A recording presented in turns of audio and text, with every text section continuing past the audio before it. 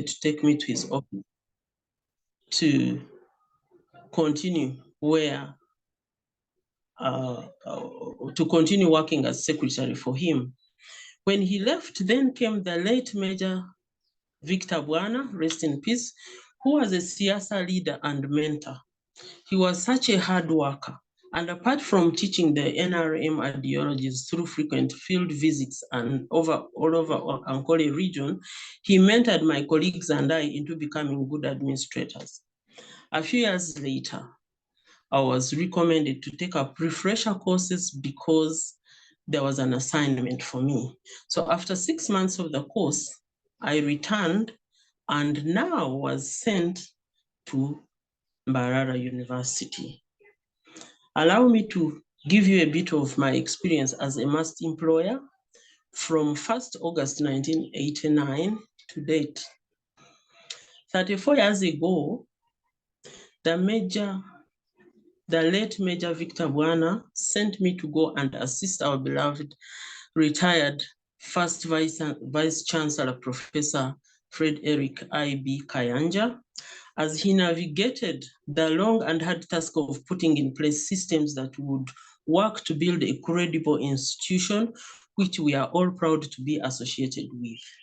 I worked as his personal secretary for a few years with a handful of staff.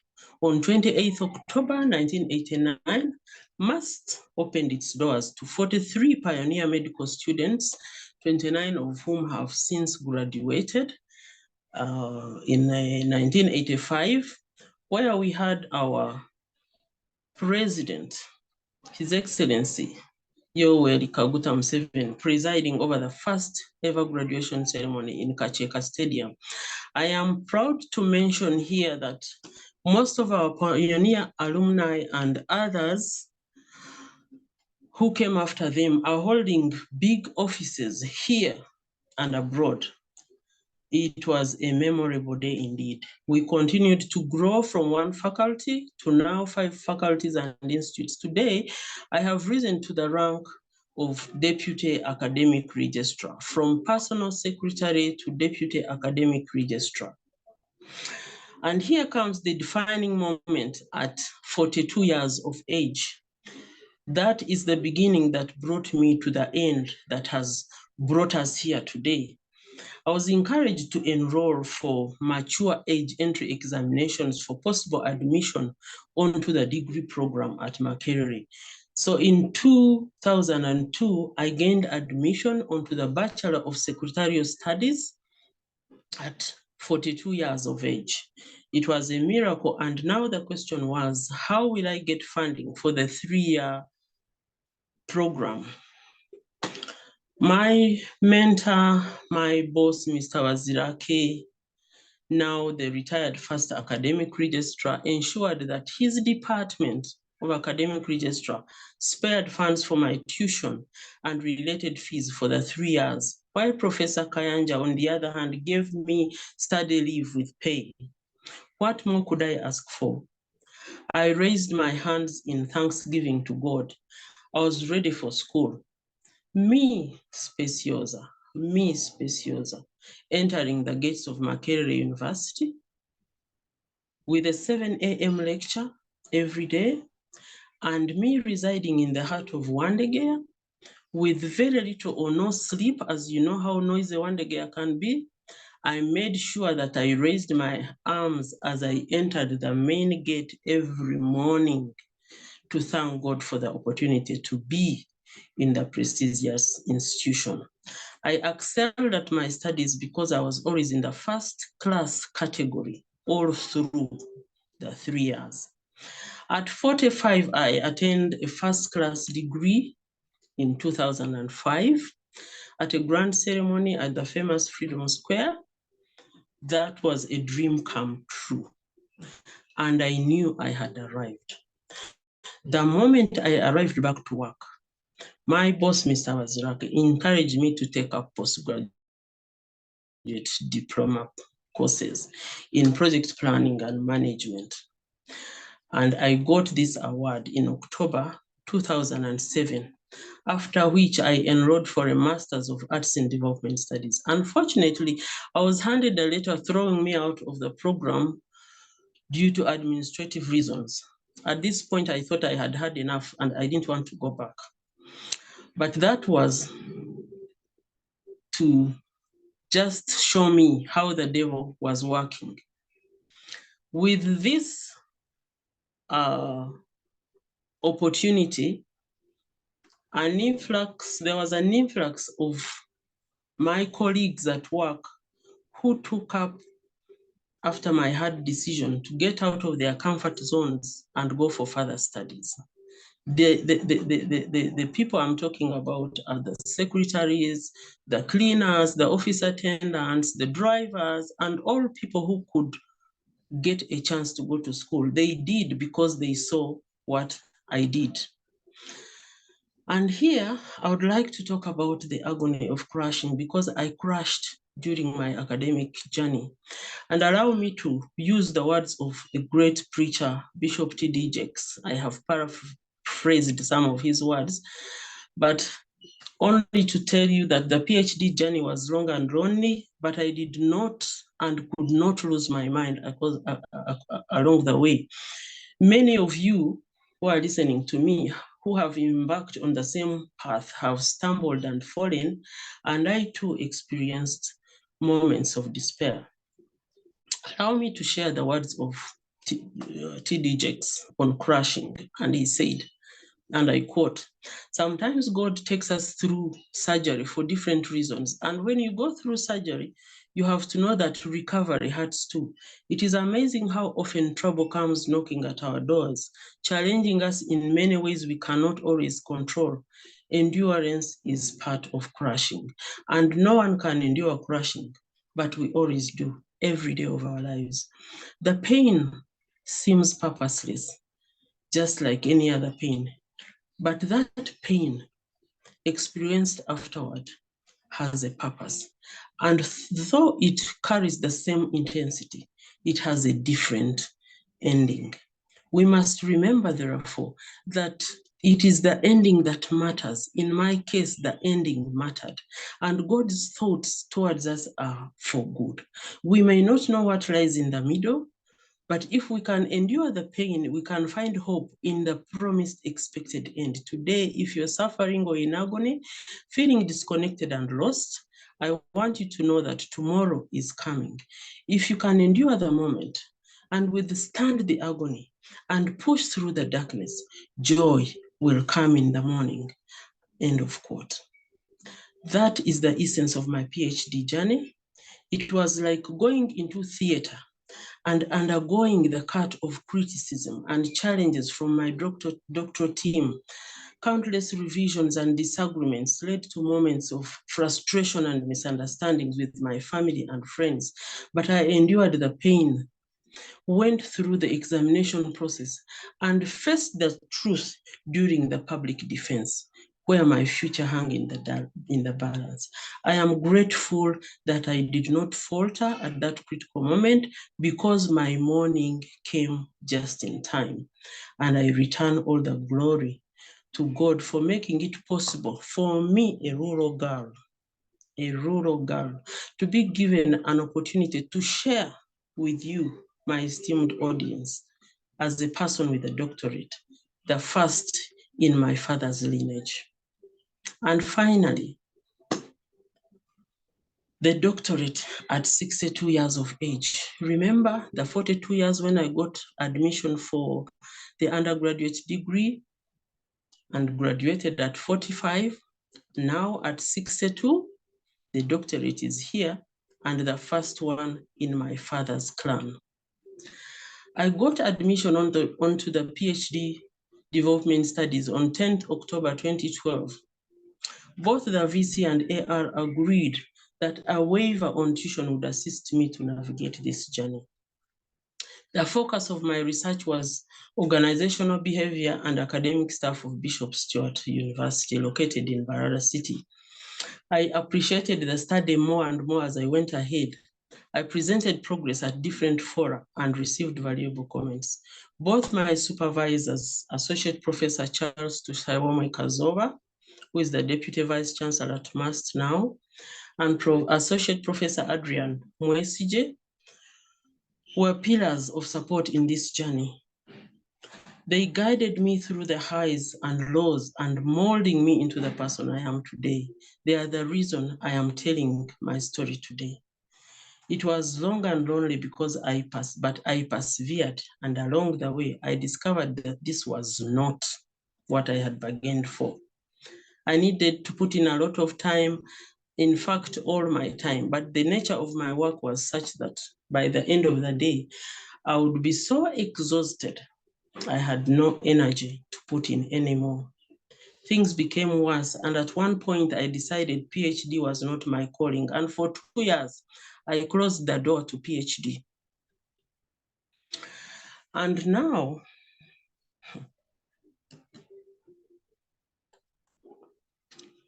for me, that was the end of the chapter. I woke up in 2015 after my supervisor sat me down, but not for long. I dropped off again. However, whenever I put my mind to it, I usually did some considerable progress. I finally woke up in 2018 and things started to fall in place. I started looking forward to the day I would receive the award. Truthfully, I had overstayed on the program, and the university had every reason to discontinue me, but they did not. At the age of breakthrough, just when I thought I was about to shine, boom, the loudest of bangs hit me. I received communication that I had to pay outstanding fees totaling to 26.5 million. I was in shock. Remember, I had a waiver. Two things became evident. One, that I could choose to abandon the PhD program and walk away in shame, or I lose my job in the process. I thank God I did not take that path. Otherwise, we wouldn't have this conversation today.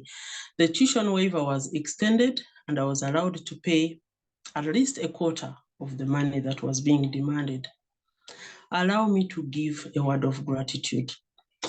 Today, with immense gratitude in my heart, I acknowledge the remarkable individuals. First, the retired Vice Chancellor of MUST, Professor Fred Eric Kayanja, and the retired academic registrar, Mr. Stephen Vazirake, who together afforded me the opportunity to make this leg of my academic journey at Makerere and MUST. I also acknowledge the contribution of those who gave me tuition and made it possible for me to successfully defend my thesis on 17th May 2022. I thank the current management of MUST for giving me the award 1 year later. I thank NEMRA for affording me the opportunity to encourage someone out there. Last but not least, I thank Mama and Tata. Mama and Tata, you are amazing people. Thank you for not giving up on me through this journey. And I wish to tell you that despite our surroundings, things can still happen. Allow me to close with the words of Mary Ann Williamson, and I quote, "Our deepest fear is not that we are inadequate. No, our deepest fear is that we are powerful people. We are powerful beyond measure. It is our light, not our darkness, that most frightens us. We ask ourselves, who am I to be brilliant? Who am I to be gorgeous? Who am I to be talented and fabulous at the same time? Actually, who are we not to be? Who are we not to be indeed?"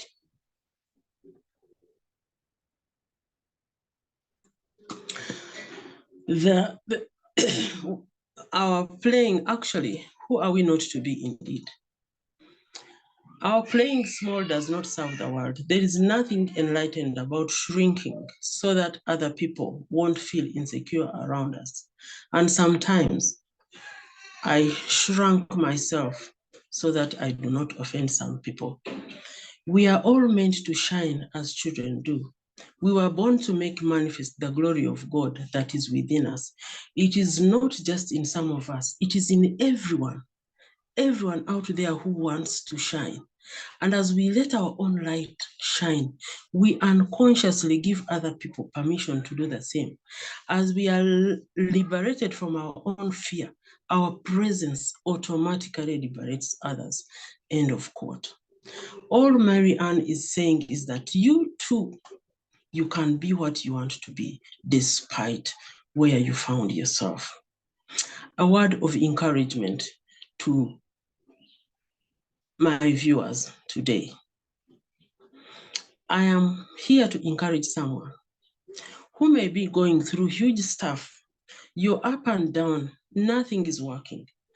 Daughters and sons out there, single mothers or fathers, and all those who feel that you have come to the end of the road and that nothing can work for you anymore.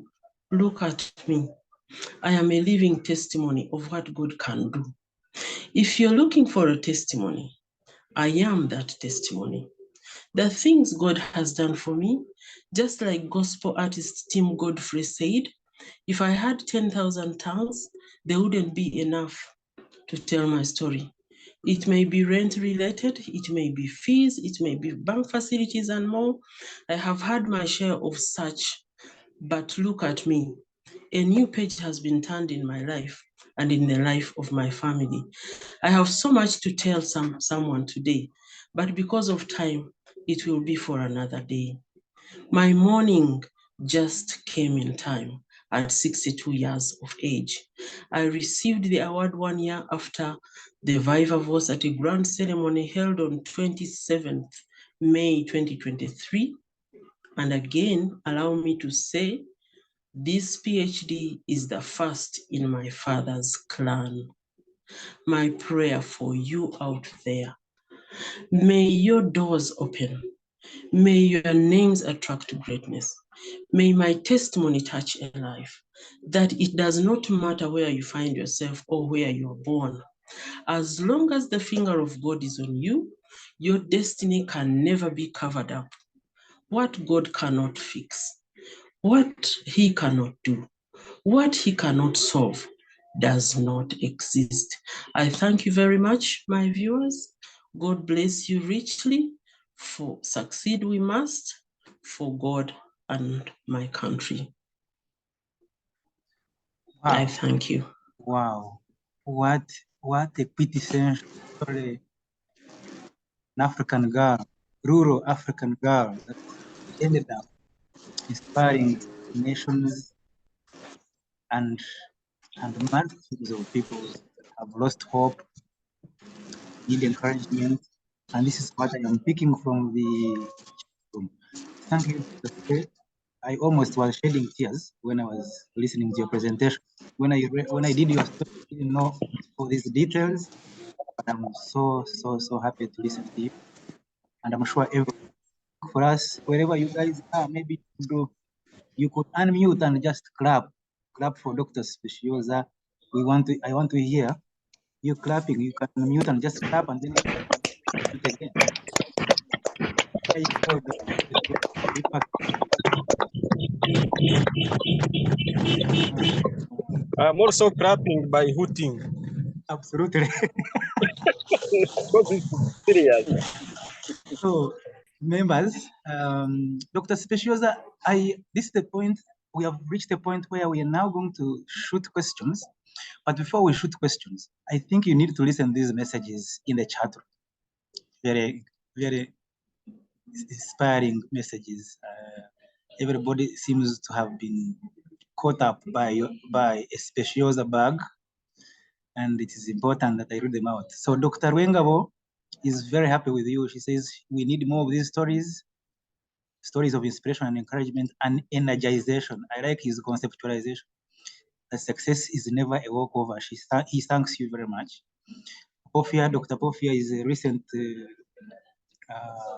successful defender of her PhD, and she says it's a very inspirational story. Nicholas Tunanuche, inspirational story. Well, Dr. Christine Mwebesa, who works with the president, I can see you admire the president very much. You told me about it. And here is somebody you need to know about. She says your success, Dr. Spe, shows very scarce values of hard work, focus, and resilience. This story needs to be shared more and widely. Yes, I think I am going to ask you to send me a word format and I do another story for you, since Dr. Mwebesa has ordered me to do it. Naomi says it is super life-giving. Asimwe Joy says it's an amazing testimony. Thank you very much for the encouraging talk. Eve Tiveirerwa says, thank you, Dr. Spe, for the rare resilience. Heroes never quit. Yes, I am one of the people who never quits. The name of the Lord be glorified. You are a hero. I celebrate you. Pamela says, she says it's a very encouraging life. And thank you for your humility in sharing your story. Godfrey Mumpe, very encouraging testimony. Asimwe Joy again. Someone read your potential, and indeed you can. Tabani Robert says this is a very special story. God indeed had a plan for you. Many people, so many people are clapping for you. I am not surprised because when your story came out, I could see, especially your students, thanking you so much for touching them.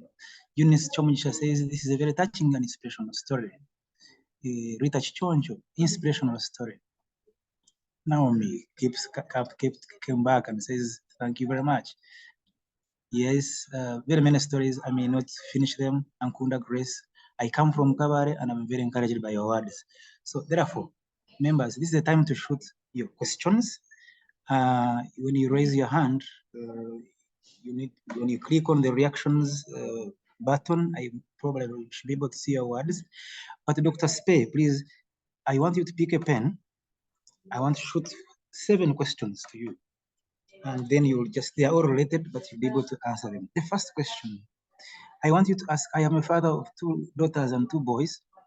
Yes. I want you to tell me that father-daughter role, how is it important in pushing girls to reach their heights? Number 2, I was seeing you talking about your dad and he was trying to push you here and there and take you different ways. Number 2 is that many students, when they read this story we did you, were having very good words for you.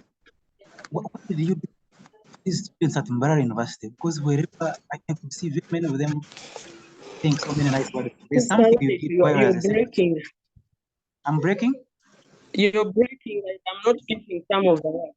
Okay, did Hello? you get the first question? Yeah, you keep breaking. I'm not hearing some of the words. Okay, did you get the first question? Yeah, the first question, yes. And the second one is about many of students You at talked MAS. about a father of 2. No. The question is that what is the role of the father-daughter kind of relationship? How does a father inspire daughters to make it out there? Using the example.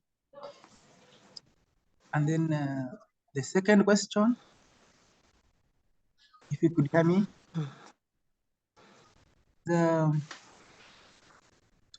Yes. The former students of Mbarara University have been kind words to you. What exactly did you do to them? And then third,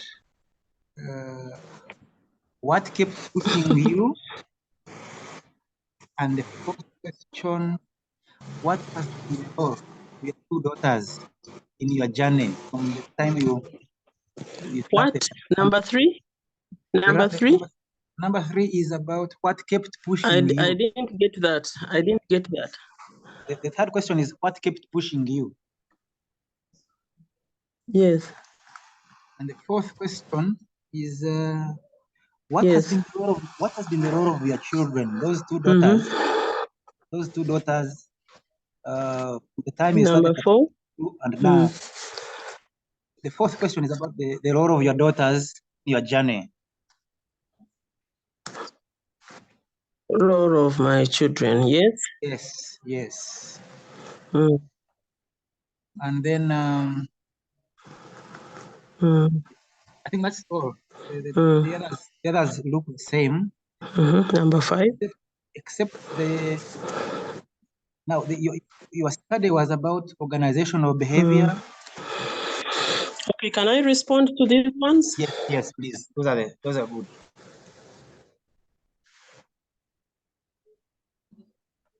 Yes.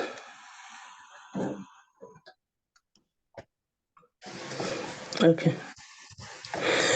Yes, thank you very much, Mr. Rinitri. I'll start with the last one, the role of my 2 daughters from the time I started up to the end.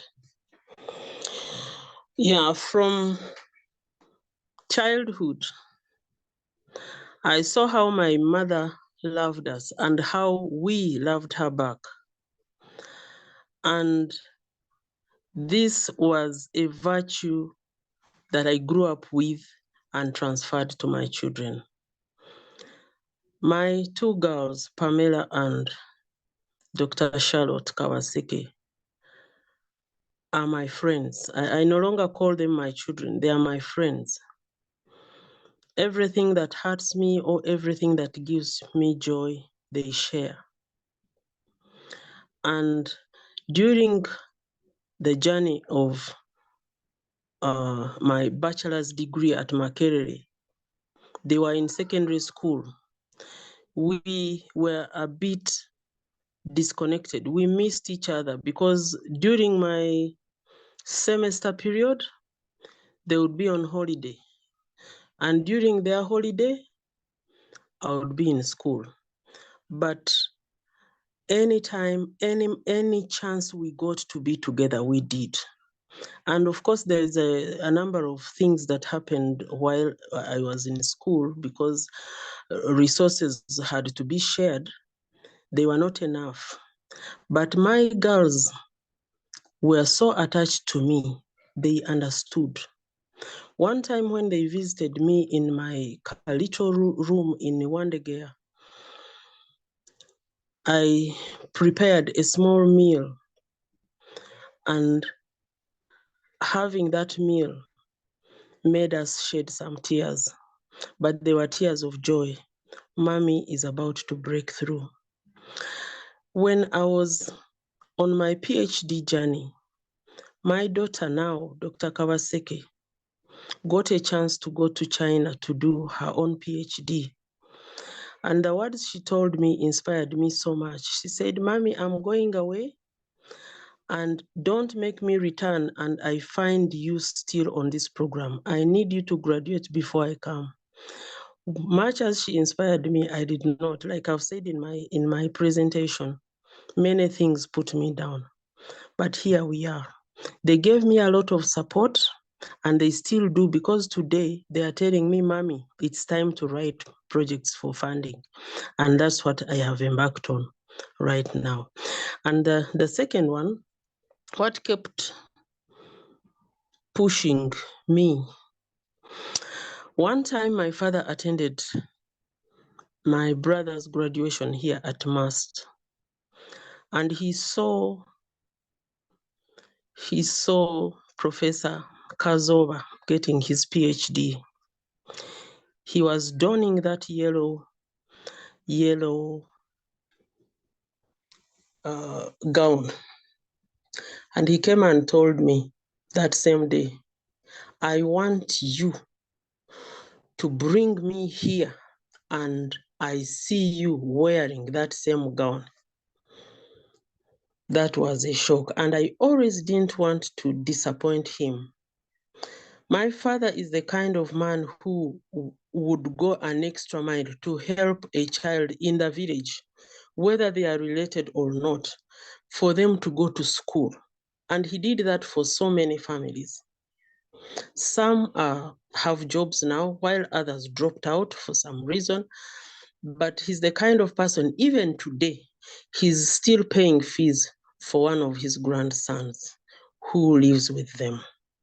And for me, that kept pushing me. I did not want to disappoint my father. I always prayed that God gives him life for him to see this happen. And I thank God so much that he saw me graduate. He was there with his walking stick. He danced the Chichiga dance on the luncheon I hosted for my people. And we are all very happy. So my former students, what did I do to them? I am a mother,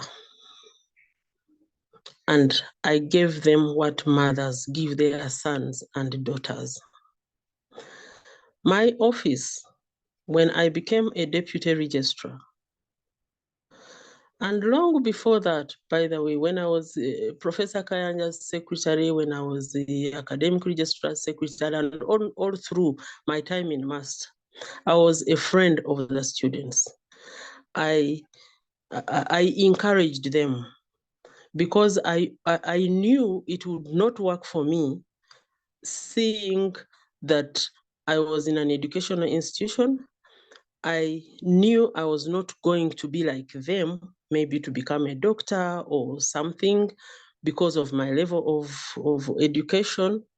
I had not known that there would be something called mature entry examinations. I had never heard of it. And so I gave them all the encouragement I could give them. I talked to those who were sad. I talked to all those who almost gave up. I talked to those who lost their relatives. I talked to those who did not have fees and things like that. Up to today, a student will walk in my office, even if it's anything, not even academic related. I'll talk to them nicely, and someone will go away encouraged. For instance, there is an alumni who lives in Australia. She's called Dr. Sandra Rwanyarali. She's a daughter of Dr. Rwanyarali. She was in the second cohort of the medical students. She became my friend because I talked to her. Somehow she got encouraged. And this is a girl who did not want to do medicine. She wanted to do engineering, and she had been admitted for engineering in some under the Inter-University Council. She chose to come to MAST to do medicine, to follow in her father's footsteps. And today she has not stopped appreciating me. She's a medical practitioner in Australia, and we are still in touch, and many others out there who are actually among those who supported me when I needed money to be able to defend my doctoral degree. And any one of them you meet in the compound of MAST, they will tell you, this is our mother. They actually call me Mommy. They now call me Dr. Mommy. And I am not surprised. And I thank God that I can touch them in some way. And many of them have encouraged them. Many doctors who are out there in MAST and abroad who were alumni of MAST have assured me that because of my testimony, they are going to take up doctoral studies as well.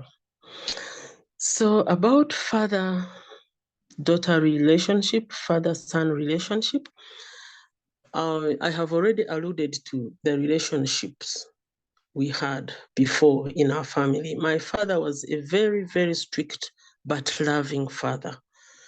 I have told you how he prepared to pay fees for us. He was looking at retirement long before it happened. And when it did, there was a fallback. There was land to sell. There was some money to help my mother do the business she was doing. And this is not something any child can joke with. If your parent is standing with you and wants to see a good future for you, if you're a good child, you will obey. Things of doing Muramba was not easy. It involved carrying the sorghum to the river, then you pick it, then you keep it for the time it is ready to be ground, then you take it to that grinding machine, then you carry the flour back and all that, the boiling of water and all that.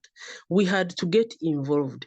And for us, our father and mother encouraged us, and they used to tell us, this is for you. I'm doing all this for you. My mother would say, if you ever finish P7, I would do this and that. If you finish senior 4, I'll do this and that. What I remember in the relationship with my parents was that I was a very, very tiny, tall girl. Dr. Christine Mwebesa must remember how I looked like those days. And I had very long legs. My mother told me, I asked her, but people make me stand up in class that I'm very tall, then I have big breasts and all that. I want you to help me, mother, to have my legs reduced in length. And she said, yes, I have already talked to the doctor who is going to cut your legs and make them short. Today I look at it and I laugh. I asked her, mother, you are such a liar. How could you give me false hope? That is the kind of relationship I'm talking about. And for our father, being strict, some of those things he does not know. But I know, even today, he will give you a hug out of the many things he has seen you achieve because of his love. And I thank my parents so much. I hope I have answered your question, Mr. Aninetwe. Yes, indeed. Thank you very much. Very inspiring answers. Members, according to our, we are supposed to start midday, so this is the time to answer any other questions. I must apologize for my internet link, but we can ask questions now. This is the time to ask questions. Feel free to unmute and you shoot your question.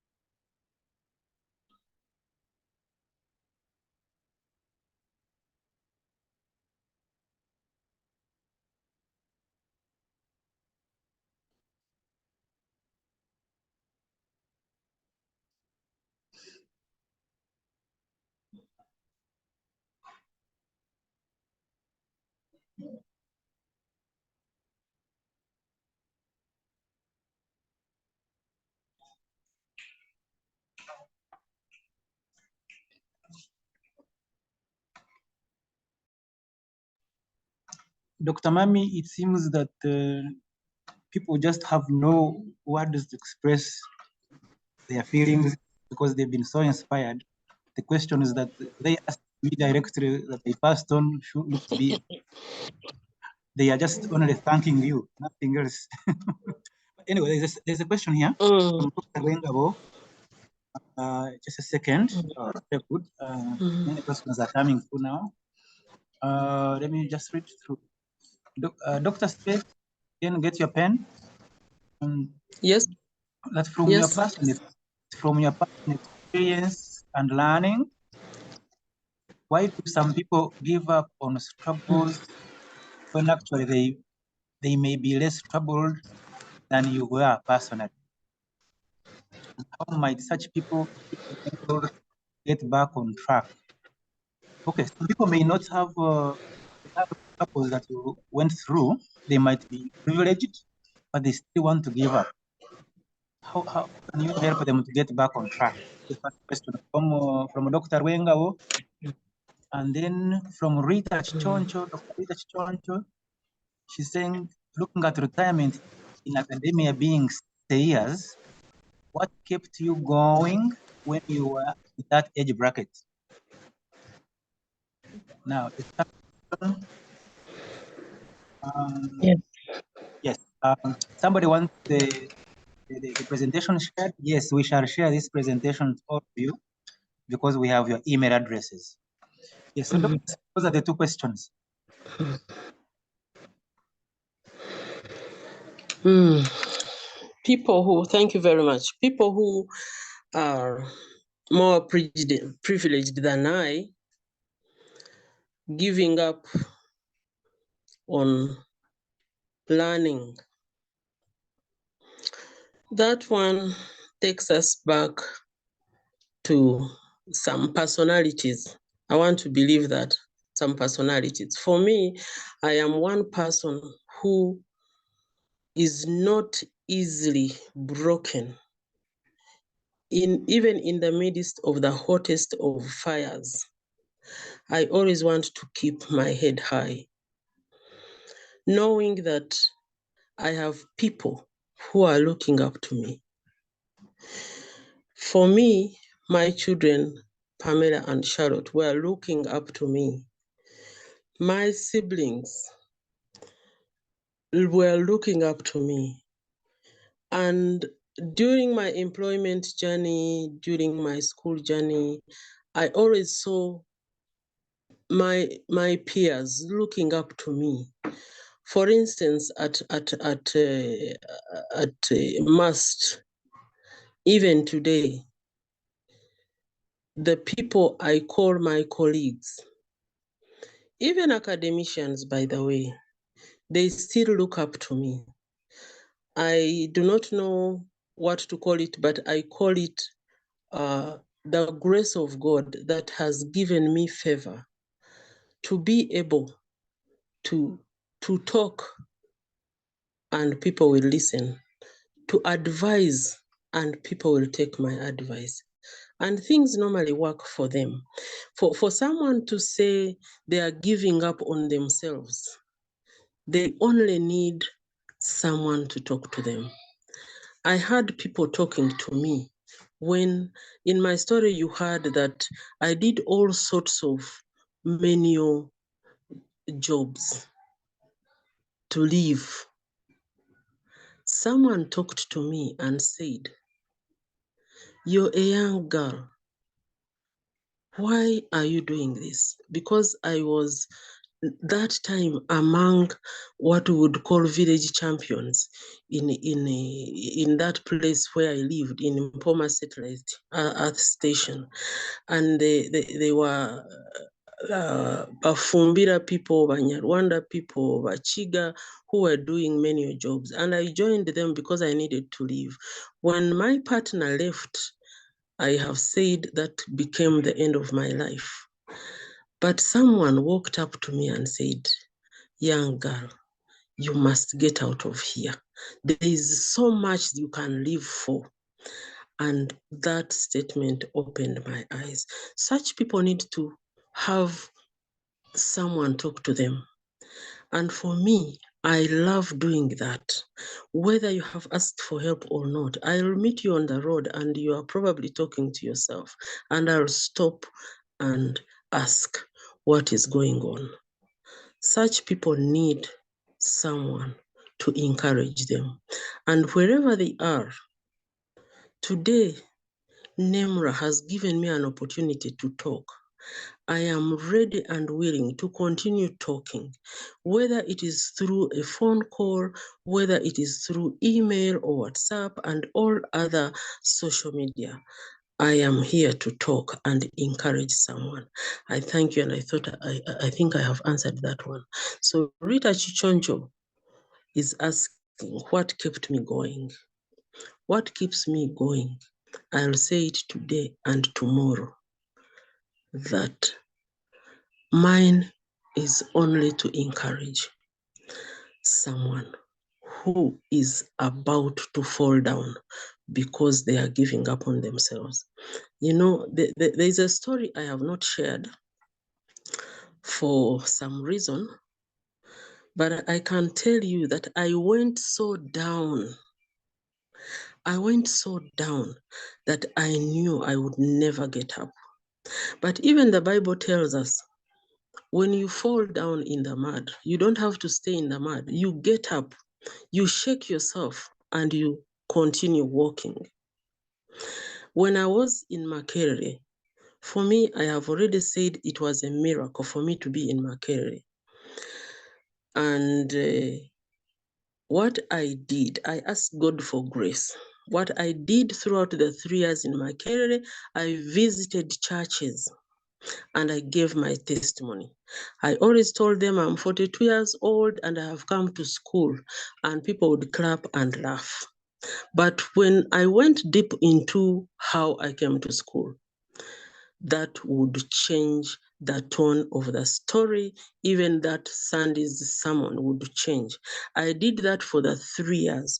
And when I came back, I'm still telling the same story.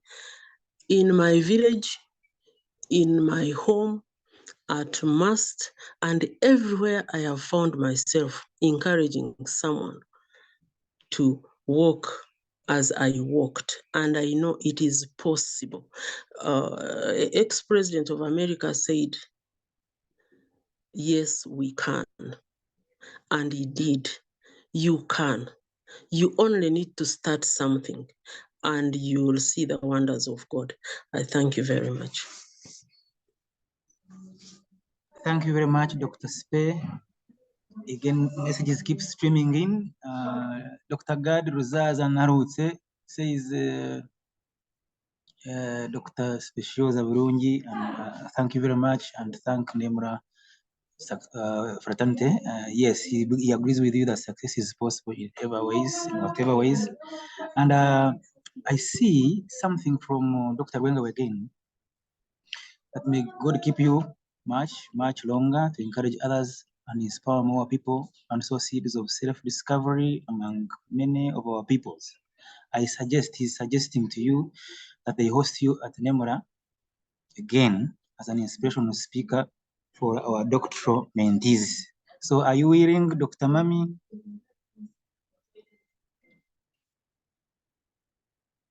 Dr. Mami, are you there?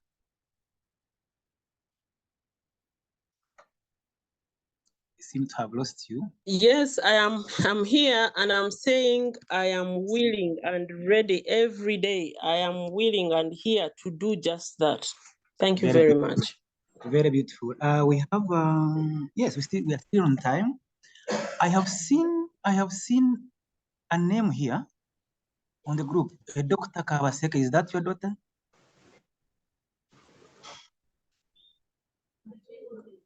Yes, that's my daughter. Dr. Kawaseka, please come and tell us something about your mommy the next few minutes, and then Dr. Gad Ruzaza will give closing remarks. Dr. Kawaseka, come and greet us, please, and tell us whether your mom was telling lies or not.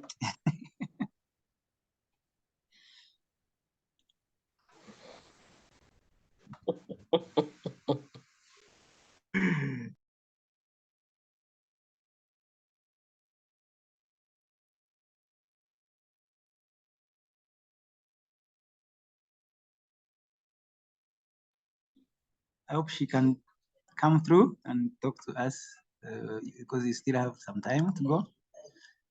And if she might not be ready, then I will invite Dr. Gad to come through. Let's give her a few minutes in case she's coming. In the meantime, I would like to thank you all for giving me the opportunity to moderate this inspirational mother. And I hope myself and other colleagues who are almost there have picked lessons. And for me, my take home is never give up. Yes, we can.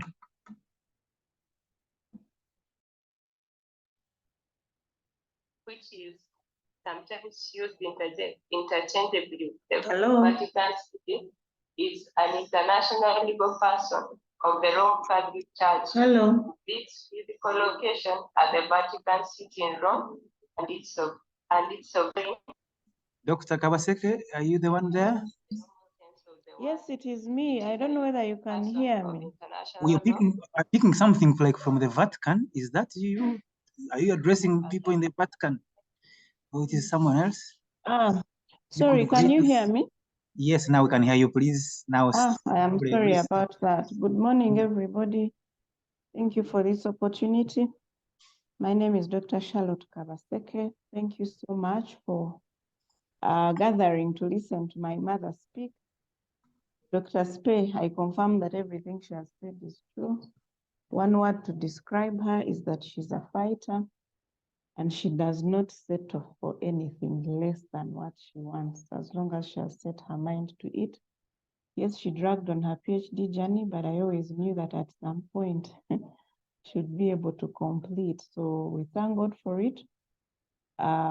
Yes, she's a doctor, mommy. Yes, she speaks very good English. Half the time we are asking, what does that word mean? So I thank you for giving her the opportunity to share her story. And I know that someone is touched. I know that she loves to encourage people and to lift people up. I know that anyone that needs help can approach her and she'll be willing to come through. Thank you so much for the love and support. It is very visible. May God bless you. Thank you very much, Dr. Kawaseke, for coming through.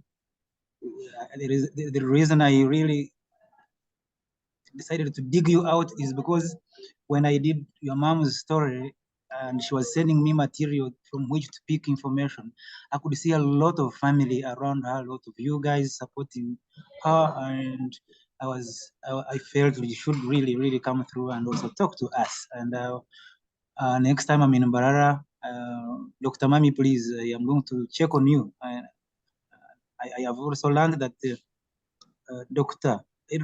Professor Adrian Mwesige has been somehow part of your journey. Dr. Adrian Mwesige is my uncle, is my paternal uncle. So you can imagine, I am now part of your family. So let's go ahead now. I'm going to ask Dr. Gad Rozaza to come through. Gad Rozaza, come through and give us closing remarks. Thank you for being a good audience. All protocol is observed. I'm also requesting my panel here in Jinja to pause so that they don't cause what Comrade Rugendo calls background disruption. It gives me a lot of honor and privilege to be in the NEMRA house where things happen. I salute all great people, past, present, and possibly future, for the way the resilience they carry continues to reward us all. My thoughts turn to our parents. In her own story, Dr. Speciousa brings out how nurturing is so close to the journey of education. I'm short of words. I almost call Dr. Speciousa iconic and a living legend because of the way she has carved out space to tell us about her lifelong learning journey. But since I'm also a lifelong learner, I thank those who held the belief that in the midst of what I'm doing today, I should take it upon myself to give this very important closing remarks. I have also been a learner. I met Speciousa in Mbarara. When I came over to stay, I actually chose to stay in Mbarara University because of the inspiration that I found. People such as Speciousa, people who are living with Speciousa, people who are mentoring Speciousa, I call them the founders of Mbarara University of Science and Technology, made us be. I join you, Dr. Speciousa, in saluting Mosei, Professor Emeritus Kayanja, for being a wise man and for bringing out great people. I thank you also for eloquently sharing your journey selflessly. I call it the book of life. I thank you, Dr. Charlotte Kawaseke, for sharing in the inspiration of the journey, not only of your mother, but also of Uganda's legal fraternity, and also of your family, that success is possible. My closing remarks makes me turn to a book of my memoirs, quotations, where I think I'm also following in the footsteps of Dr. Speciousa. And I quote Michelle Obama: "There is no magic to achievement. It's really about hard work, choices, and persistence." I also quote the words of Nelson Rolihlahla Mandela, a global icon. May he continue to rest in peace. Open quote. Education is the great engine of personal development. It is through education that the daughter of a peasant can become a doctor, that the son of a mine worker can become the head of the mine, that a child of farm workers can become the president of a great nation. It is what we have, not what we are given, that separates one person from another. End of quote. I end with the quote by Ralph Waldo Emerson, an American thinker who also was a great inspiration. Need to read about his biography. Open quote. What lies behind us and what lies before us are tiny matters compared to what lies within us. Today, Dr. Speciousa Birungi has told us a story of what she has always called in her heart, the spirit of resilience, the spirit of courage, the spirit of encouraging others, and the spirit of success. I call upon the NEMRA and the NEMRA fraternity that this is the way to go. Dr. Speciousa has reminded us about the environment we are living in Mother Uganda, that we equally join those who fought for the freedoms upon which we stand, because yesterday we were remembering not only the birthday of a great leader, but also the fact that it took courage, resilience to liberate the country at a place called Katonga. We join the humanity in saluting the leaders of Mother Uganda and wish well the leadership of the nation Uganda. And I also join the founders of Mbarara University, where His Excellency Yoweri Kaguta Museveni was so much inspirational against all odds in saying, succeed we must for God and my country. I would like to thank the mobilizers of this meeting, that it has been possible to garner a wide audience. Let's keep it up. I also would like to welcome officially Dr. Speciousa to the NEMRA family, so that you do what it takes to keep on our mentor, to keep mentoring us. We know that in NEMRA, we are heading towards a number of events, such as celebration of our anniversary. We do this annually. We know that we are going to have a number of retreats. It's well with NEMRA. I see that many countries, both near and far, are looking at Uganda as the next beacon of hope. I salute you all for God and my country. Over to you, Comrade Arini Twelugendo, aka also called the NEMRA Musify Me icon. Thank you for listening to me. Over and out. Thank you, Dr. Zaza. You never stop to amuse me and give me more accolades. I thank and I take them with an open heart. I thank you very much. Finally, Dr.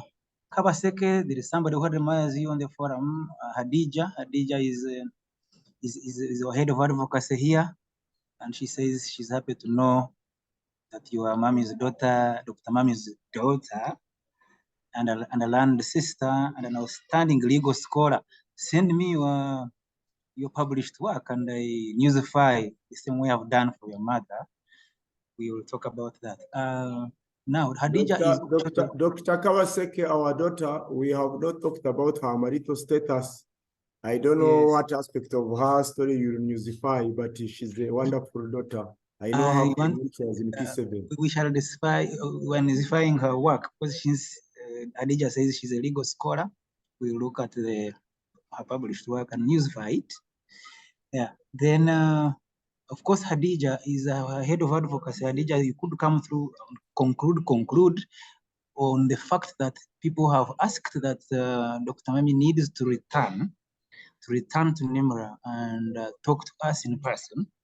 So could you tell us what you think lies ahead, and so she prepares herself, and the moment we go into our executive meeting, it should be a very important item on the agenda. And your words should probably close. I don't know whether our chairperson is around. Not been trying to find out, or even managing director, but I think we've almost come to the close of our meeting today. So Hadija. Thank you, my brother, our great moderator for the day.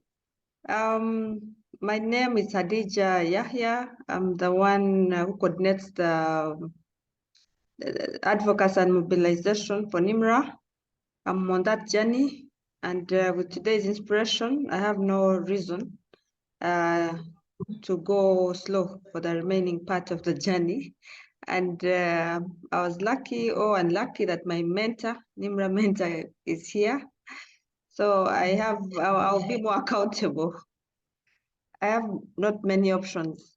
Yes, I'm glad, really. Thank you, Dr. Mami. I've interacted with Dr. Kabaseke in the environmental law world.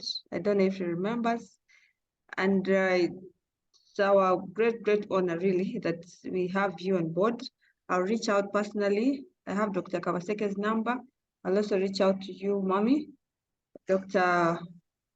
Speciousa, so that we can have you join NEMRA. We can't wait to learn much more from you. The value addition is already extremely obvious, and yes, to be our even bigger honor to have you join us. Regendo,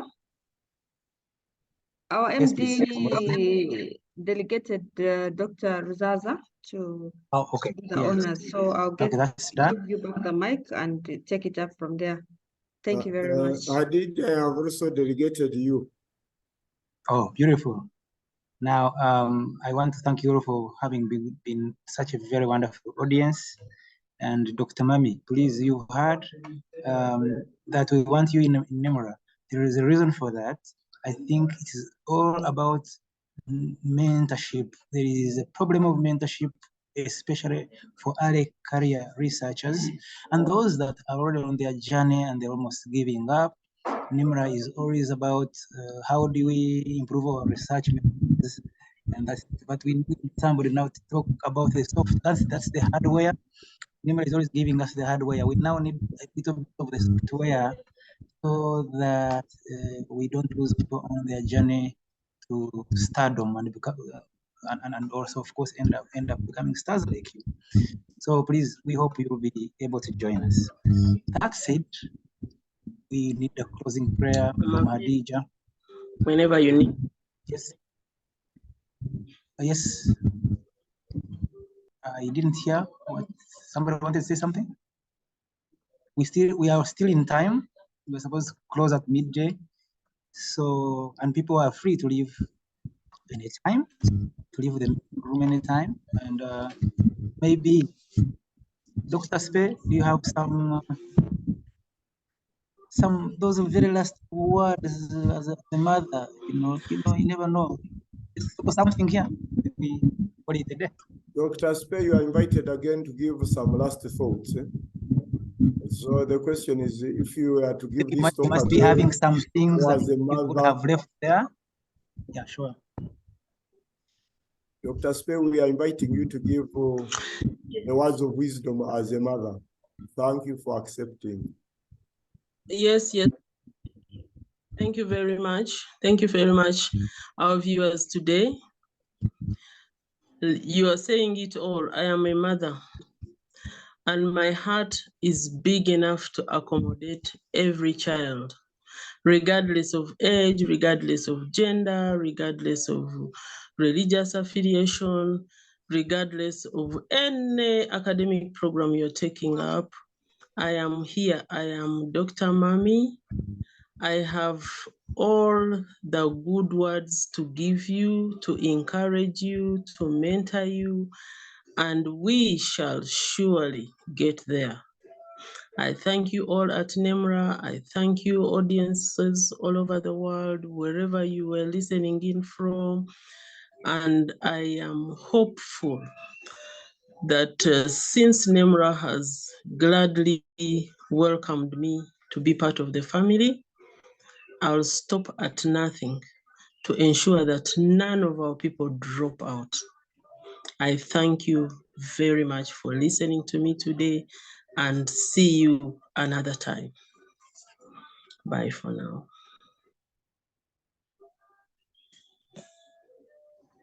Thank you again, Dr. Birungi.